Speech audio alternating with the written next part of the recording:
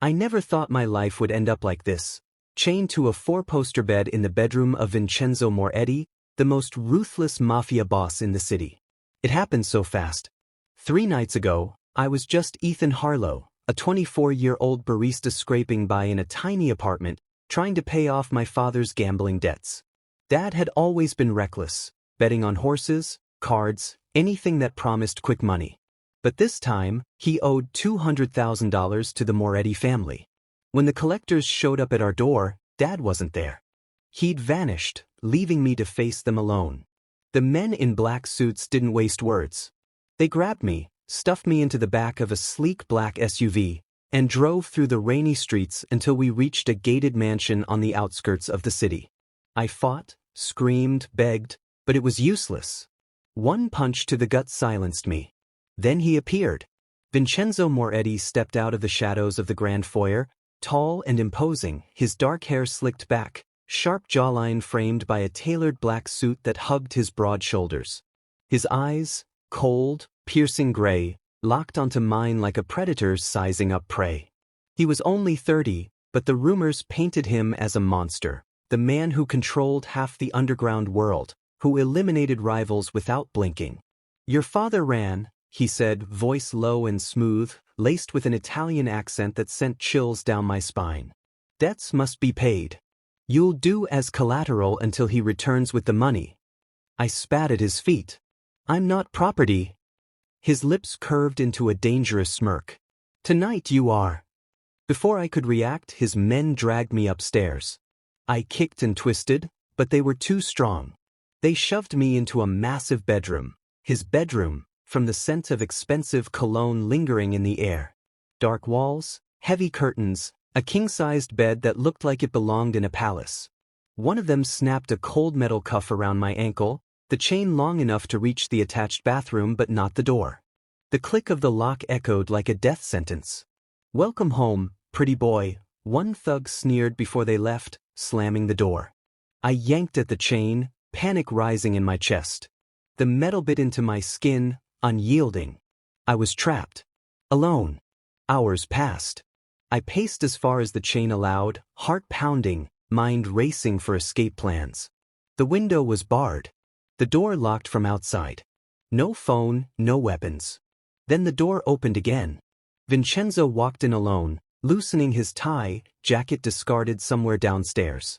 He looked even more intimidating up close, tattoos peeking from his rolled-up sleeves, muscles shifting under his shirt. He carried a tray, food, water, like this was some twisted hospitality. "Eat," he commanded, setting it on the nightstand. I glared at him from the bed where I'd retreated. "Let me go." He chuckled deep and dark.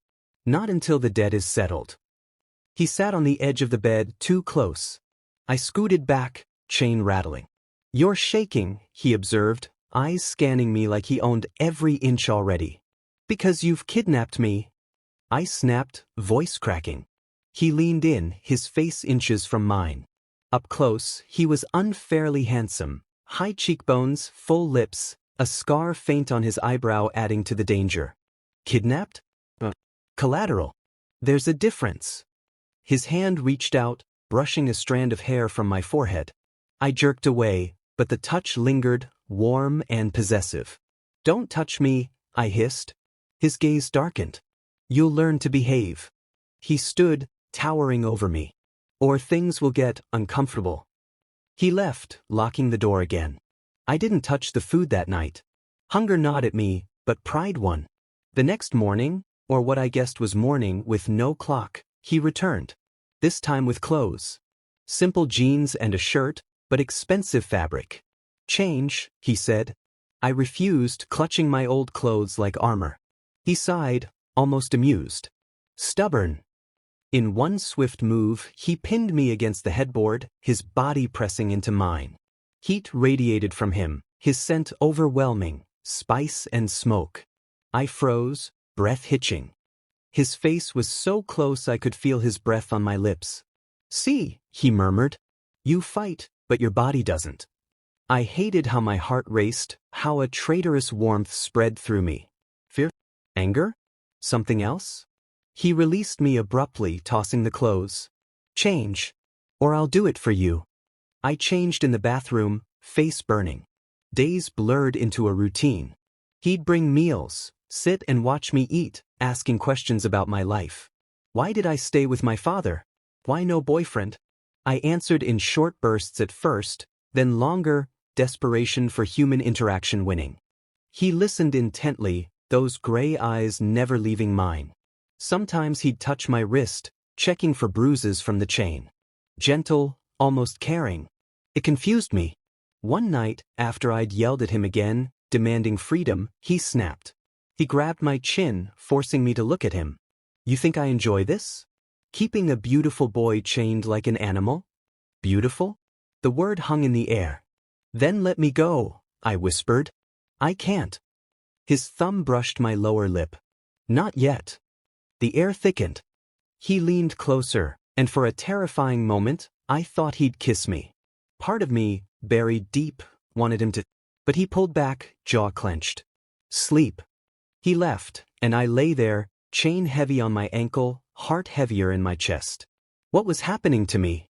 Hatred should be simple. But with Vincenzo, nothing was. The debt loomed. Dad hadn't shown. And every day, Vincenzo's presence chipped away at my resistance. I didn't know it then, but I was already falling into his world. A week had passed, or maybe 10 days, I'd lost count. Time moved strangely when your world was reduced to one bedroom, one chain, and one man who held the key to both. Vincenzo came every morning and every night. Never the same time twice. Sometimes he brought food, sometimes books, once even a sketchpad because he'd noticed me tracing patterns on the bedsheets with my finger when I thought he wasn't looking. I hated that he noticed things like that. I hated more that I'd started waiting for the sound of the lock turning. That realization hit me one afternoon when the sun filtered through the heavy curtains and I caught myself sitting up straighter the moment his footsteps echoed in the hallway. My stomach twisted. This wasn't normal. This was Stockholm Syndrome or something. I couldn't let it happen. So I fought harder. When he entered that day carrying a tray with pasta carbonara, my favorite, which he somehow knew, I knocked it out of his hands. The plate shattered on the marble floor, sauce splattering across his polished shoes. His eyes narrowed, but he didn't yell. He just looked at me, unbuttoning his cuffs slowly, rolling up his sleeves like he had all the time in the world. You're angry, he said calmly. Brilliant observation. I spat, backing up until the chain pulled taut. Let me go and I'll stop breaking your plates. He stepped over the mess, closing the distance in 3 strides. Before I could react, he grabbed my wrists, pinning them above my head against the headboard. The chain rattled uselessly. You think destruction will make me release you? His voice was low, dangerous. It only makes me want to keep you longer. My breath came fast. His body was pressed against mine again, heat seeping through his shirt. I could feel the steady thump of his heart against my chest, calm, controlled. Mine was racing. I hate you, I whispered. He leaned in until his lips brushed my ear. But hate is honest. Better than pretending. Then he let go, stepping back as if nothing happened. He called a maid to clean the mess, and left without another word. That night, he didn't come. I lay awake in the dark, chain cold against my skin, stomach empty. I told myself I didn't care. I told myself I was glad.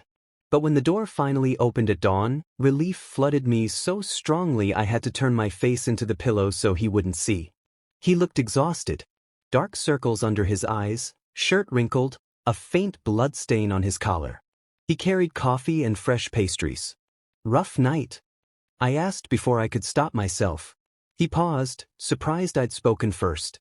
Then he smirked faintly. Business. Mafia business. I didn't want to know details, but my mind painted them anyway. Violence, power, blood. Yet here he was, bringing me breakfast like some dark domestic ritual. He sat on the edge of the bed, sipping his own coffee. Silence stretched between us. Your father contacted my men, he said finally. My heart stopped. He did. He wants to negotiate. Says he has half the money. Hope surged through me. Then let me go.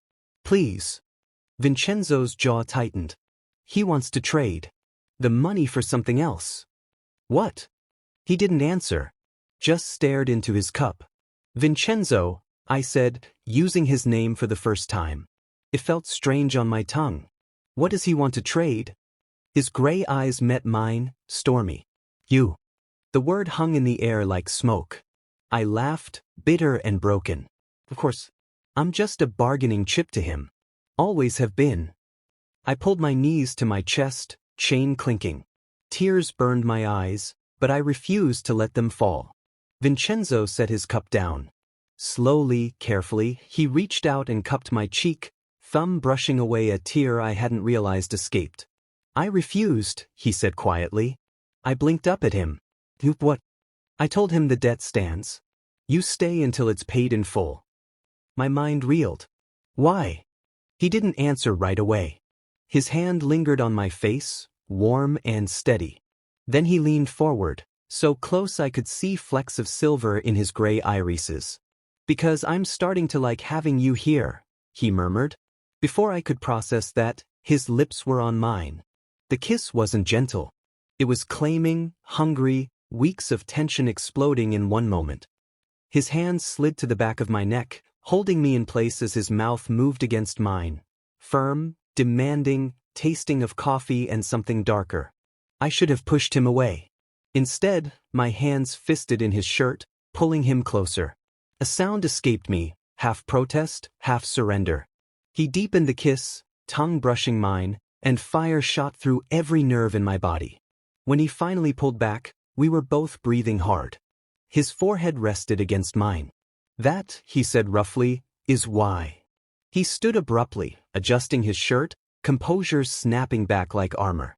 I'll have breakfast sent up. Then he was gone. I sat there stunned, lips tingling, heart pounding so loud I was sure the guards outside could hear. What the hell just happened?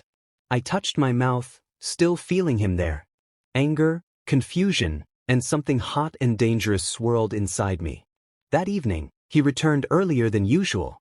No tray this time. Just him, jacket off, tie loose, looking at me like he was starving. I stood as far as the chain allowed, arms crossed.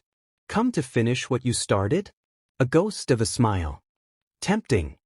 He moved to the dresser, pulling out a small key from his pocket. My breath caught. He knelt by the bed, unlocking the cuff around my ankle. The chain fell away. I stared at my bare skin, red marks circling it. Freedom. Partial but still. Why? I whispered. He stood, towering over me again. Because I don't want you chained anymore. I rubbed my ankle, not trusting this. So I can leave? His expression darkened. No. The door is still guarded. But in here, you're not a prisoner in the same way. I took a tentative step, testing. No pull. No restraint. The room felt bigger suddenly. He watched me intense. You can move freely in this room. Bathroom. Closet. Balcony if you want fresh air. But you try to escape and the chain goes back on. I nodded slowly, mind racing.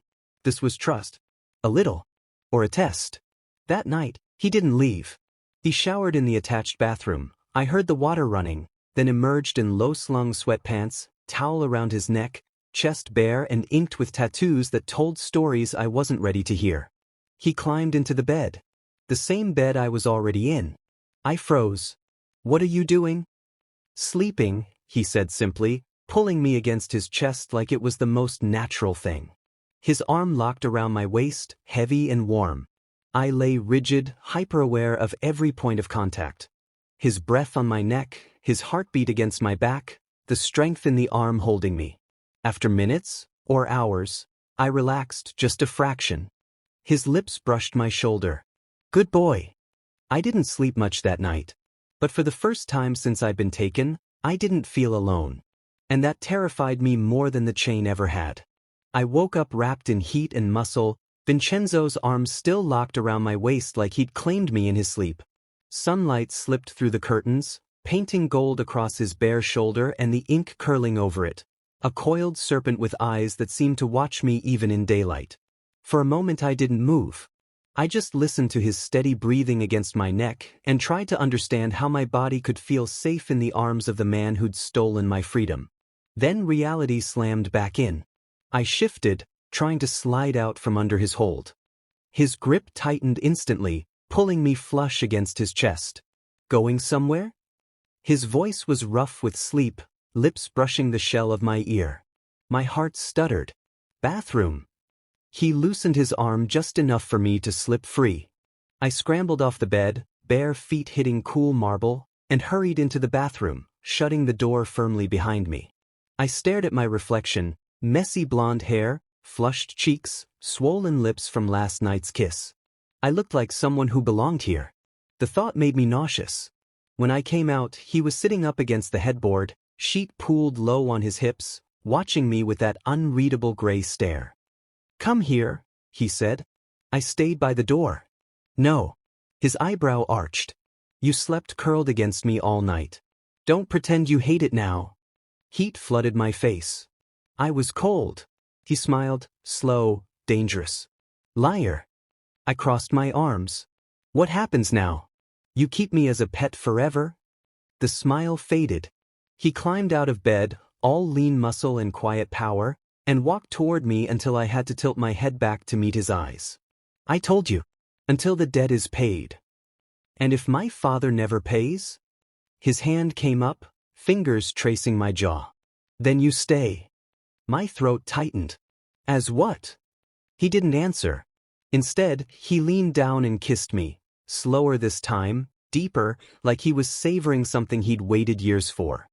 His tongue coaxed mine, gentle but insistent, and my hands betrayed me again, gripping his shoulders. The kiss stole my breath, my anger, my common sense. When he pulled back, I was trembling. "As mine," he finished quietly. He left for business after that, locking the door from the outside. I spent the day pacing the room, testing boundaries. The balcony doors opened to fresh air and a view of manicured gardens 30 feet below, too high to jump. Guards patrolled the grounds. No escape. But the room itself felt different without the chain. I showered longer than necessary, used his expensive products that smelled like him, wrapped myself in one of his soft towels. I hated how comfortable it was becoming. That evening, he returned with tension radiating off him. Blood speckled his knuckles, a cut on his lip. He didn't speak, just stripped off his shirt and headed for the shower. I should have stayed on my side of the room. Instead, I followed him into the bathroom.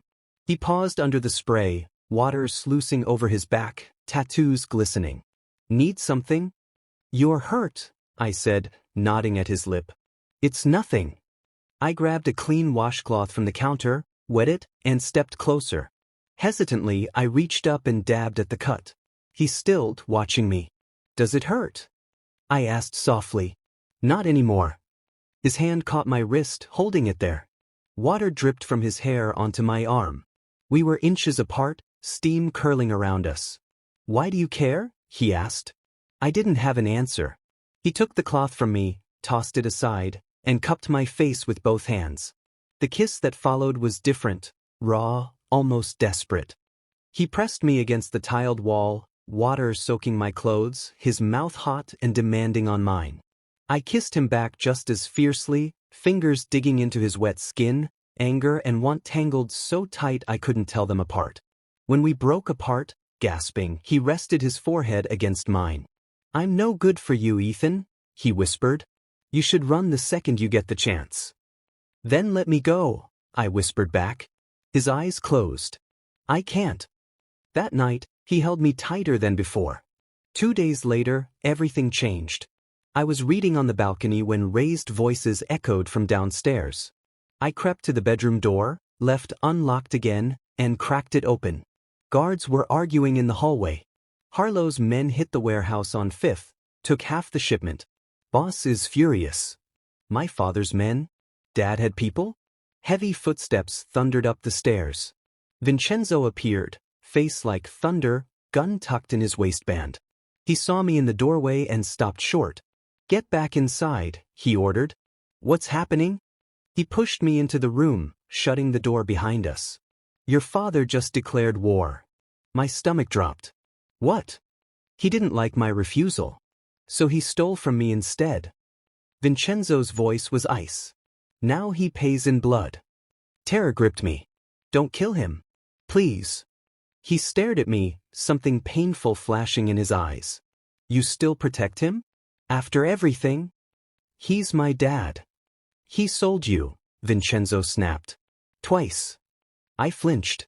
His expression softened a fraction. He stepped closer, brushing my cheek. I won't kill him. But he's coming for you, Ethan. He thinks if he takes you back, I'll forgive the debt. I laughed bitterly. He doesn't want me. He wants leverage. Vincenzo's jaw clenched. He won't get you. He pulled out his phone, barked orders in Italian. More guards. Lockdown. Weapons. Then he turned to me, intense. From now on, you don't leave this room without me. Understand? I nodded, fear coiling in my gut. That night, gunfire cracked in the distance. I jolted awake to find Vincenzo already dressed, gun in hand, standing at the window. Stay in bed, he said without turning. I didn't listen. I climbed out and went to him, wrapping my arms around his waist from behind. He tensed, then relaxed slightly. They're here, I whispered. Scouts. Testing defenses. His hand covered mine on his stomach. They won't get in. We stood like that until dawn, his heartbeat steady under my cheek, the occasional pop of gunfire reminding me how fragile this all was. When morning came, he kissed me softly, almost tenderly, and left to handle the war my father had started. I sat on the bed, staring at the door he'd locked behind him, and realized something terrifying. I wasn't afraid for myself anymore. I was afraid for him. And that changed everything. The next 48 hours were chaos wrapped in silence. Gunfire popped sporadically outside the mansion walls. Orders were shouted in Italian through the halls. Vincenzo barely slept. He came to the room only to check on me, change clothes, or grab more ammunition, always with that hard, focused look that made him seem untouchable. But I saw the cracks. The way his hand trembled slightly when he thought I wasn't looking. The fresh bruises blooming across his ribs when he lifted his shirt. The exhaustion in his eyes when he finally collapsed beside me at dawn. I stopped pretending I didn't care. On the second night, a massive explosion rocked the estate. Windows rattled. Alarms screamed. I shot upright in bed as Vincenzo bolted from the bathroom, half-dressed, gun already in hand. Stay down, he barked, shoving me toward the floor. Boots thundered past the door. Voices shouted that the east gate had been breached. My heart slammed against my ribs. They're inside. He didn't answer. He yanked open the closet, pulled out a bulletproof vest, and strapped it on with practice speed. Then he grabbed my arm, pulling me to my feet. Listen carefully, he said, voice low and urgent. If anything happens, if they get past us, you run to the safe room behind the bookshelf.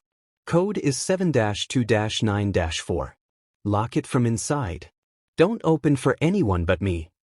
I shook my head, panic rising. I'm not leaving you. His eyes softened for a split second. He cupped my face hard, kissed me fiercely, teeth and desperation and everything we hadn't said yet, then pulled back. You do what I say, Ethan. Promise me. I couldn't speak. I just nodded. He pressed a small handgun into my palm. Safety's here. Point and pull if you have to. Then he was gone, door locked behind him. I stood frozen, gun heavy in my shaking hand, listening to the sounds of war in the house that had become my cage and my refuge. Minutes stretched into eternity. Gunshots echoed closer. Glass shattered downstairs. Someone screamed. I backed into the corner, heart thundering, telling myself he'd come back. He always came back. The door exploded inward. Wood splintered. Two men in black tactical gear stormed in, rifles raised. I didn't recognize them, my father's hired muscle, not Vincenzo's. There he is, one growled. Harlow wants his boy alive. I raised the gun with both hands, just like in movies, voice cracking. Stay back. They laughed. One lunged. I pulled the trigger. The recoil slammed my shoulder. The bullet went wide, embedding in the wall. Before I could fire again, the second man tackled me. The gun flew from my grip. Pain exploded across my face as his fist connected. I tasted blood. Fought wildly, kicking, clawing, but they were bigger, trained. A bag went over my head. Zip ties bit into my wrists. They dragged me out. I screamed Vincenzo's name until my throat was raw. Down the stairs. Past bodies, some I recognized as Vincenzo's guards. The air smelled of smoke and gunpowder. Outside, cold night air hit me. An engine roared. They threw me into a van, doors slamming. Tires screeched as we sped away. I don't know how long we drove. The bag stayed on. My face throbbed. Fear and fury churned inside me. Finally, the van stopped. They hauled me out, ripped the bag off. I blinked against harsh fluorescent light. A warehouse. Concrete floors, metal walls. My father stood 20 feet away, looking thinner, older, eyes wild with triumph. "Ethan," he said, smiling like this was a family reunion. "Good to see you, son." I spat blood at his feet. "You bastard." He shrugged. "Had to get you back. Moretti wouldn't negotiate. Now he'll have to." One of the mercenaries shoved me into a metal chair, binding my ankles and wrists with more zip ties. Dad paced. "He'll pay triple to get you returned unharmed. Then we disappear. New life. You and me." I laughed, cold and broken. "You think he'll just hand over money after you attacked his home? You're delusional." His face darkened. "Watch your mouth." He nodded to one of the men. A fist slammed into my stomach. Air whooshed out. Pain folded me forward as far as the ties allowed. "That's for talking back," Dad said calmly. Another hit. Then another. I gasped, vision blurring, tasting bile. Through the haze, I heard Dad's phone ring. He answered, voice shifting to fake concern. "Moretti." "Yes, I have him. Safe, for now." Silence as he listened. Dad's face paled. "You wouldn't dare." More listening. Then he hurled the phone across the warehouse. "He's coming," he hissed to his men. "Full force. Get ready." The mercenaries scrambled, checking weapons, taking positions. Dad grabbed my chin, forcing me to look at him. "If he gets too close, you're the shield. Understand?" I smiled through bloody teeth. "He'll kill you anyway." He backhanded me. Stars burst behind my eyes. Time blurred again. My head lolled. Pain throbbed everywhere. Then, gunfire outside. Closer, louder, organized. "Vincenzo." The warehouse doors blasted open. Smoke grenades rolled in hissing. Dad's men shouted, firing blindly. Return fire was precise, lethal. Bodies dropped. Through the chaos, I saw him, Vincenzo, moving like a shadow, gun raised, face carved from stone. His men fanned out behind him. Dad grabbed me, yanking me from the chair, using me as cover, knife suddenly at my throat. "Stay back," he yelled. "Or he dies." Vincenzo emerged from the smoke, gun trained steady on Dad's head. His eyes met mine, fury, fear, relief all flashing at once. "Let him go," Vincenzo said, voice deadly calm. Dad pressed the blade harder. I felt warm blood trickle down my neck. One step and I cut deeper. Vincenzo didn't flinch. "You think I can't make the shot?" Dad laughed nervously. "You won't risk him." Vincenzo's gaze stayed locked on mine. Something silent passed between us, trust. Then his eyes flicked up to Dad. The gunshot was deafening. Dad's body jerked. The knife clattered away. He crumpled behind me, lifeless. I sagged, barely held up by the ties. Vincenzo was there in seconds, cutting me free, catching me before I hit the floor. His hands roamed my face, my neck, checking wounds with shaking fingers. "I've got you," he whispered fiercely. "I've got you." I clung to him, burying my face in his shoulder, breathing in smoke and cologne and safety. He carried me out himself, past the bodies, into the night. Back at the mansion, he didn't let anyone else touch me. He cleaned my wounds in the bathroom, gentle despite the rage still simmering in his eyes. Split lip, bruised ribs, cut on my neck. Every wince I made seemed to hurt him more than me. When he was done bandaging, he pulled me into his lap on the bed, holding me so tightly I could feel his heart racing. "I almost lost you," he said against my hair, voice breaking for the first time. I cupped his face, thumbs brushing the shadows under his eyes. "You didn't." He kissed me then, slow, careful, like I might shatter. But I kissed him back harder, needing to feel alive, needing him.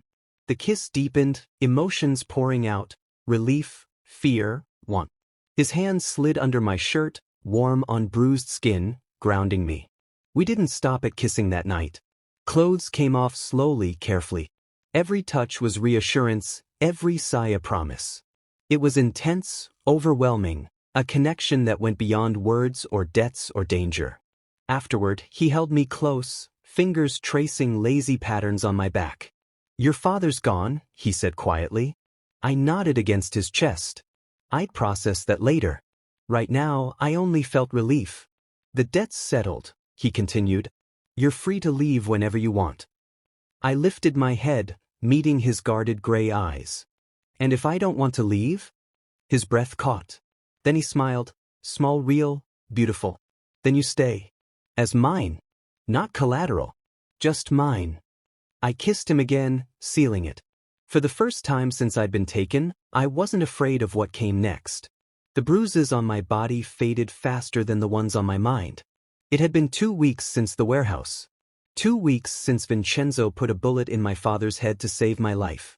2 weeks since he carried me home, patched me up, and asked me to stay, not as collateral, but as his. I said yes without hesitation. But saying yes and living it were different things. The mansion was quieter now. No more distant gunfire. No more lockdown. Vincenzo's enemies had scattered after the bloody message he sent that night. Business went on, but he spent more time at home. With me. We fell into a rhythm that felt almost normal. Mornings started with him waking me with soft kisses along my shoulder, his arms pulling me back against his chest before he had to leave for meetings. Afternoons were mine. I explored the estate grounds with a guard trailing discreetly, read in the library, sketched on the balcony. Evenings belonged to us again. Dinner on the terrace, wine, quiet conversation that sometimes turned heated the moment we stepped back into the bedroom. He never chained me again. Never locked the door. The front gates were always open if I wanted to walk out. I never did. But freedom, when you've been captive, is a strange thing. It itches.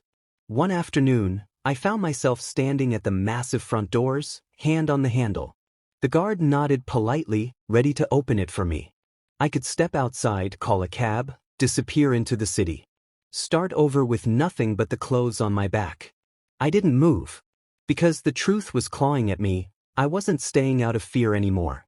I was staying because I wanted him. And that scared me more than any chain ever had. That night, I waited until we were tangled in sheets, his head on my chest, fingers tracing idle patterns on my stomach. "Vincenzo," I said quietly. He hummed, lips brushing my skin. "What are we doing?" He lifted his head, gray eyes searching mine in the dim light. "What do you mean?" "This." I gestured between us. "Me living here. Sleeping in your bed. You? Taking care of me. What am I to you?" The question had been burning for days. He rolled onto his side, propping his head on his hand. The sheet slipped low on his hips. "What do you want to be?" I swallowed. "I'm not your prisoner anymore. But I'm not exactly your boyfriend either. People work for you. They bow to you. I don't fit anywhere in your world." His expression darkened. "You think I care what they think?" "I care," I admitted. "I don't want to be the secret you keep upstairs." He sat up fully now, sheet pooling at his waist. "You're not a secret. My men know you're mine. The ones who matter know I'd burn the city down for you." My heart stuttered at the possessiveness in his voice. "But that's the problem," I whispered. "I don't want to be yours like property. I searched for the words. I want to choose this. Every day. Not because I have nowhere else to go." Silence stretched. I braced for anger, for him to shut down. Instead, he reached for my hand, threading our fingers together. "Then choose," he said simply. "Tomorrow, I'll have a car ready. Money in an account with your name. Apartment in the city if you want it. You walk away, no strings. Or you stay. Not because you need me. Because you want me." I stared at him. "You'd let me go? Just like that?" His jaw tightened, but he nodded. "I want you here, Ethan. More than I've wanted anything. But I won't keep you if it's not real." The vulnerability in his eyes undid me. This man who commanded fear from everyone else was offering me the power to break him.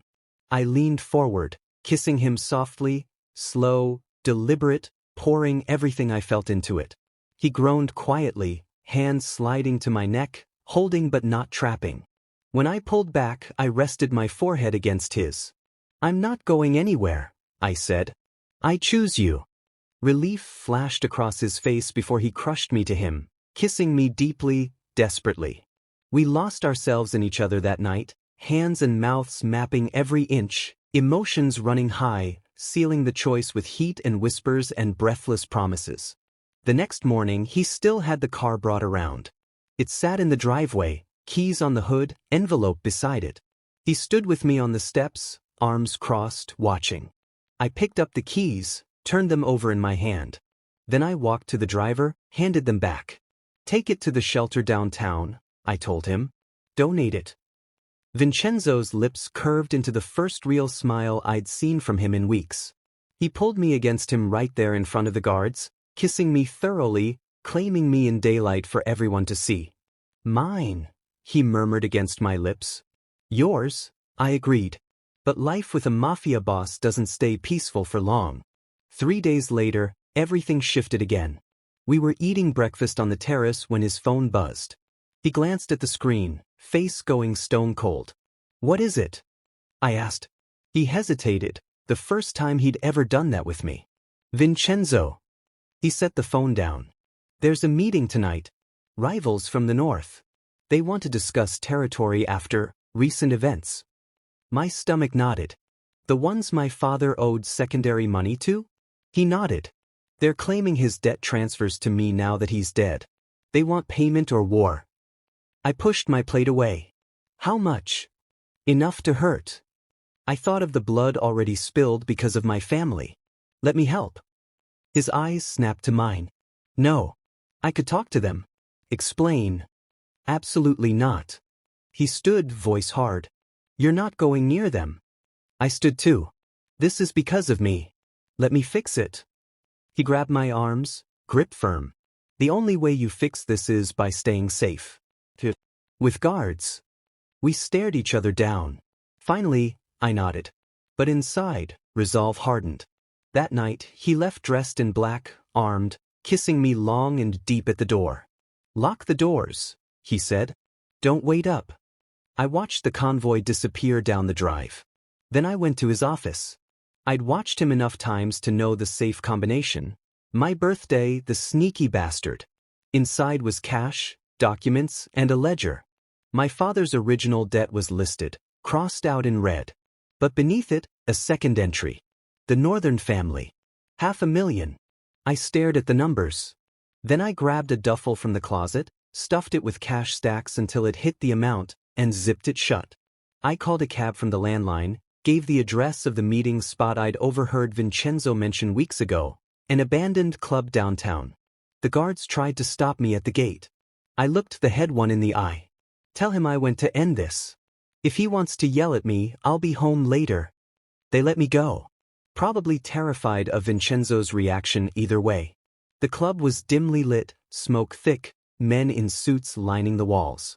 Vincenzo sat at a center table with 3 older men, tension crackling. I walked straight in, duffel in hand. Every gun in the room turned on me. Vincenzo shot to his feet, face pale with fury and fear. "Ethan, what the fuck?" I dropped the bag on the table with a heavy thud. $500,000, I said to the Northern boss, voice steady. "My father's debt. Paid in full. We're square." The man raised an eyebrow, unzipped the bag, riffled through stacks. Vincenzo grabbed my arm, pulling me behind him protectively even as he glared. "You shouldn't be here," he hissed. "I'm ending this tonight." The Northern boss smiled slowly. "Kid's got guts. Debt's paid." He zipped the bag. "Pleasure doing business." His men lowered weapons. Vincenzo didn't relax until we were in the car speeding home. He didn't speak the whole drive. When we reached the bedroom, he slammed the door, backing me against it. "Do you have any idea how dangerous that was?" His voice shook. "I ended the threat. You could have been killed. But I wasn't." I cupped his face. I protected you this time. His eyes searched my mouth. Then he kissed me, hard, frantic, pouring all his fear into it. I kissed him back just as desperately, hands fisting his shirt. He lifted me, carrying me to the bed, and we didn't stop until every ounce of adrenaline and emotion was spent, bodies tangled, breaths mingling, hearts racing together. After he held me tight, face buried in my neck. "Don't ever scare me like that again," he whispered. "I won't," I promised. "But I'm not helpless anymore. We're in this together." He pulled back, eyes soft. "Together?" I smiled. "Always." But even as peace settled over us, I knew one more truth lingered. This life wasn't safe. It never would be. And the final test was coming.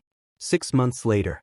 I never imagined I'd feel at home in a mansion built on secrets and blood money, but here I was, standing on the balcony of Vincenzo's bedroom, our bedroom, coffee in hand, watching the sun rise over the estate gardens. A lot had changed. After I paid off the northern family, Vincenzo made good on his promise. We were in this together. He started bringing me into his office, explaining shipments, alliances, rival movements. Not the violent details. He shielded me from those, but the strategy, the business side. I was surprisingly good at it. Numbers, patterns, risks. Turns out years of scraping by had taught me how to read people and situations fast. He listened to my ideas, implemented some, even let me negotiate a small deal over the phone once, his hand on my thigh the whole time like he couldn't not touch me. His men noticed. At first, there were sideways glances when I walked into a meeting room beside him. Whispers about the pretty boy who'd tamed the boss. Vincenzo shut that down fast. One cold stare and a quiet word, and respect followed. Fear of him turned into loyalty to us. We became a unit. Unbreakable. But the final test came on a rainy autumn night. Vincenzo had been tense all week. A new player from the East Coast was pushing into our territory, drugs, guns, the works. Refusing to pay tribute. Vincenzo scheduled a sit-down, neutral ground, old warehouse by the docks. He didn't want me there. "It's too risky," he said that morning, buttoning his shirt while I watched from the bed. "I need you safe." I stood, wrapping my arms around him from behind. "You need someone watching your back who isn't afraid to speak up." "That's me." He turned, hands settling on my waist. "Ethan." "I'm not asking," I said firmly. "I'm going." His jaw worked, but he saw the steel in my eyes. Finally, he nodded. "Fine. But you stay behind my men. No heroics." I kissed him to seal the deal. The warehouse smelled of salt and rust. Rain drummed on the metal roof. Vincenzo's crew lined one side, the rival boss, Marco Rossi, and his men on the other. Marco was younger than I expected, slick hair, expensive watch, smirk that screamed overconfidence. Talks started civil. Orders. Percentages. Respect. Then Marco leaned forward. "Word is you've gone soft, Moretti. Got a weak spot now." His gaze slid to me, standing just behind Vincenzo's shoulder. "Pretty one too." Vincenzo's hand twitched toward his gun. I put mine on his arm, calm, steady. Marco laughed. "See? Can't even deny it." The insult was bait. I felt Vincenzo coil like a spring. I stepped forward before he could snap. "You're mistaken," I said clearly. "He's not soft. Just smart. He knows real power isn't in scaring people, it's in keeping what matters. And if you threaten that, he'll end you without losing sleep." The room went silent. Marco's smirk faltered. I kept going. "You want war? Fine. But you'll lose. We have better routes, stronger allies, and more money than you can imagine. Walk away now, pay the tribute and live. Push this and you don't." Vincenzo looked at me, pride flashing in his eyes. Marco stared, calculating.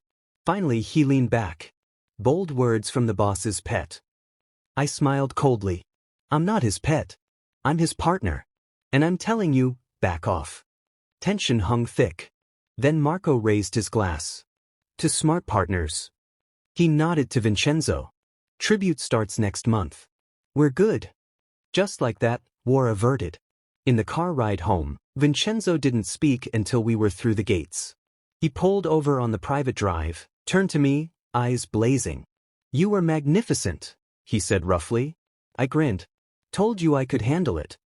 He hauled me across the console, kissing me hard, relief and hunger and love all tangled together. Rain pounded the roof as we fogged the windows, hands desperate, mouths fused, celebrating survival and victory the only way we knew how. Later, back in our room, stripped bare and tangled in sheets, he held my face between his hands. "Marry me." It wasn't a question. I blinked, heart stopping. "What?" "Marry me, Ethan. Not because of debts or danger or anything else. Because I want forever with you. Because you're the only person who's ever seen all of me and stayed. Because I love you." Tears stung my eyes. I'd known I loved him for months, but hearing it from him, fierce, unbreakable Vincenzo Moretti, made it real. "I love you too," I whispered. "So much it scares me sometimes." He smiled, soft and rare. "Good. Means it's real." I kissed him slow and deep, pouring every yes into it. We didn't do big weddings. A quiet ceremony in the garden a month later. Just us, his most trusted men as witnesses, and the priest who knew better than to ask questions. I wore black. He wore black. We exchanged rings etched with serpents, his family crest, now ours. When the priest said, "You may kiss," Vincenzo didn't hold back. He claimed my mouth like he'd claimed me that first night, only this time I claimed him right back. Later, at the small reception on the terrace, his second-in-command raised a glass. "To Vincenzo and Ethan. May your enemies fear you both." Everyone laughed. I caught Vincenzo's eye across the table. He winked. That night, he carried me over the threshold of our bedroom, laid me on the bed like I was something precious. We took our time. Every touch reverent. Every kiss a vow. Emotions ran so high we were both shaking by the end, clinging to each other as waves of pleasure and love crashed over us. After, he traced the ring on my finger. "No more collateral," he murmured against my skin. "No more chains," I replied. "Just us." Years later, people would still talk about the ruthless mafia boss and the beautiful man who stood at his side, equal, unafraid, unbreakable. They'd say Vincenzo Moretti ruled the city with an iron fist. But I knew the truth. He ruled it with my hand in his. And I wouldn't have it any other way. Thank you for watching, everyone. I also want to hear your thoughts about this story, and as you do so, don't forget to subscribe, like and share for more interesting BL stories.